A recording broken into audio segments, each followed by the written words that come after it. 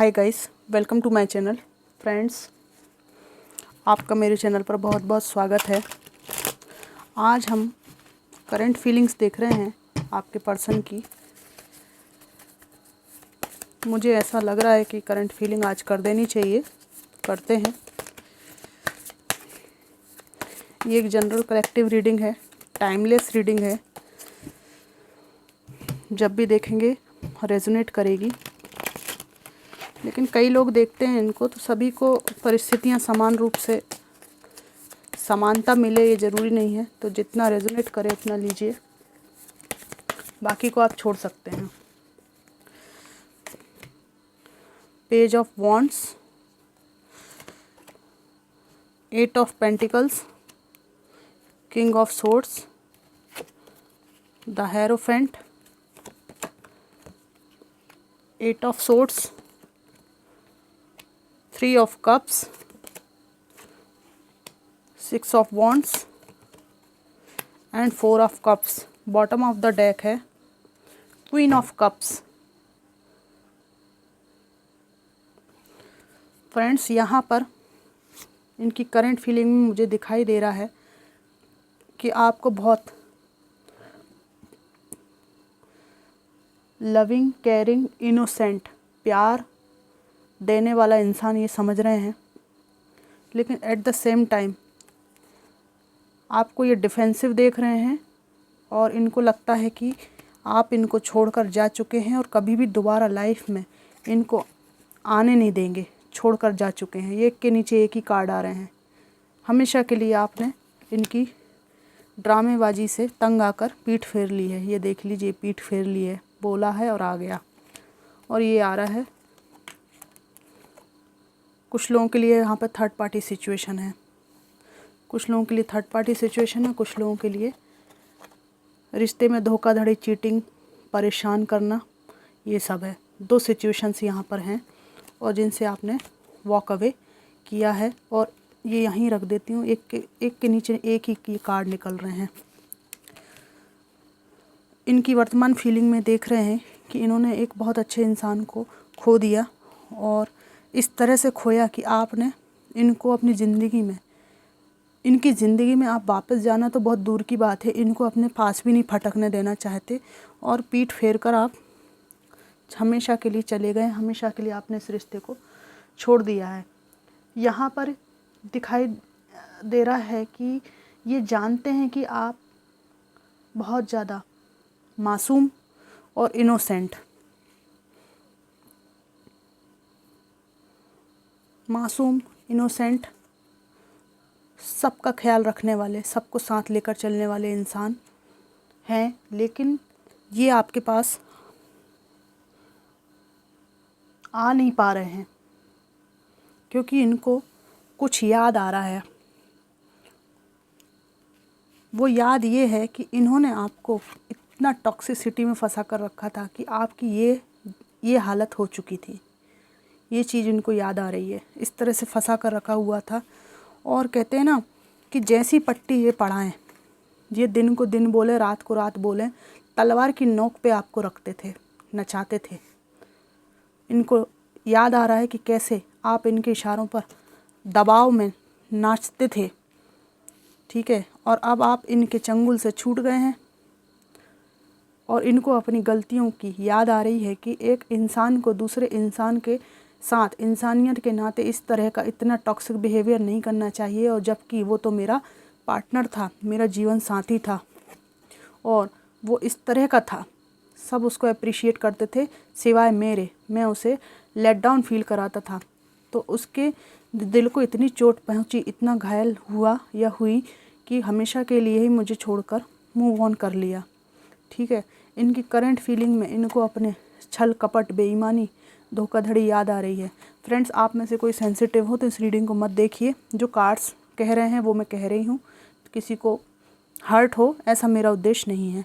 इनको वर्तमान में लग रहा है कि थर्ड पार्टी सिचुएशन का सामना करने के बाद में आप लोगों में से कुछ लोगों के लिए थर्ड पार्टी सिचुएशन डेफिनेटली है। थर्ड पार्टी सिचुएशन का सामना करने के बाद में आपको समझ में आ गया है कि रिश्तों में कुछ नहीं रखा है और ऐसा मन फटा है आपका कि आपका उद्देश्य केवल अब पैसा कमाना, अपनी लाइफ को अच्छे से बेहतर तरीके से जीना, बस यही आपका उद्देश्य रह गया है। आप इनको छोड़कर जा चुके हैं, या तो आपने सिटी चेंज की है, चल दिए हैं आप, बिना सोचे समझे निकल गए हैं, क्योंकि आपने सोचा है कि जो हो गया उससे बुरा अब नहीं हो सकता मेरे साथ में। तो ये मूव ऑन करने के, वहाँ उस प्लेस से जहाँ आपके पर्सन रहते हैं वहाँ से भागकर छिटक कर अलग जाने के ये कार्ड्स हैं। तो आपने सिटी चेंज की है या घर बदला है, कुछ लोगों ने तो कंट्री ही छोड़ दी है। कुछ परसेंट लोग, 5 से 7%, 10% लोग ऐसे हैं, इनको जीवन में, अपने जीवन में आपके एब्सेंस की कमी खलती है, फील होती है। आपके बारे में इनकी ऑनेस्ट जो फीलिंग है वो ये है कि आपके जैसा इंसान जो इमोशंस से और प्यार से भरा हुआ है, आपके जैसा इंसान जो इमोशंस से, प्यार से भरा है, जिसका उद्देश्य सिर्फ दूसरों को प्यार, केयर देना है, उस व्यक्ति को इन्होंने खो दिया है, जो इमोशंस से अपनी लाइफ को रूल करता था, प्यार से अपनी लाइफ को रूल करता था। इनकी सोच है कि आप एक अच्छे बेटे या बेटी हैं, और अगर ऐसा नहीं है, अगर आप पेरेंट की भूमिका में हैं और आपके बच्चे हैं, तो आपने, अगर आपके पेरेंट हैं तो आप अच्छे बेटे या बेटी की भूमिका में हैं, आप अच्छे बेटे या बेटी हैं, और अगर आपके बच्चे हैं तो आप एक अच्छे पेरेंट हैं और आपके बच्चों को आप बहुत अच्छा जीवन देने के रास्ते पर चल रहे हैं। जबकि ये अपनी जिम्मेदारी से भागते रहे और इस मायने में आपको बहुत हिम्मत वाला समझते हैं। इनकी नज़र में इन्होंने उन कर्तव्यों का पालन नहीं किया जो आपके साथ हाथ से हाथ मिलाकर, कंधे से कंधा मिलाकर पूरा करना इनका भी कर्तव्य था। उस कर्तव्य को आप अकेले निभा रहे हैं।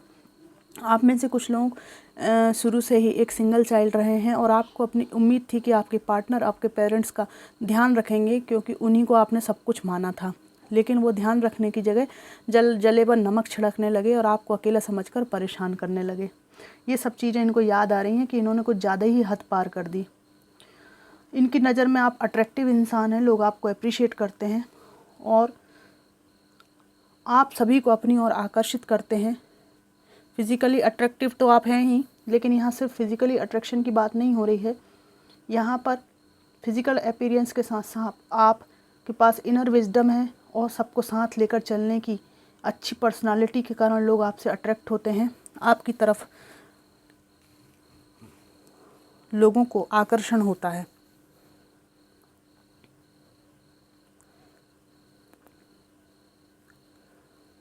बच्चों को पालने में आप बहुत ही ज़्यादा सक्षम इंसान हैं। इनकी करंट फीलिंग में ये है कि दिन रात सोचते रहते हैं, जब भी इनका लेटते हैं तो यही हालत है।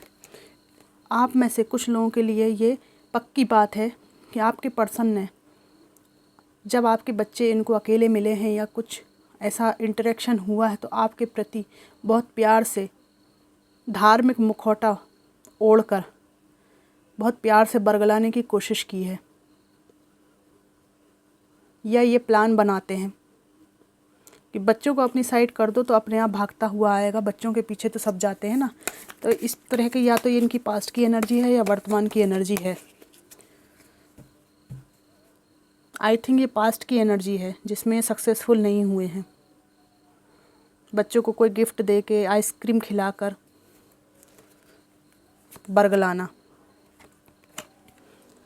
सभी प्रयास करने के बाद भी इनकी ज़िंदगी में कोई प्रगति नहीं है और ये बहुत स्टक महसूस कर रहे हैं और सबसे ज़्यादा इनको शर्मिंदगी सी महसूस होती है।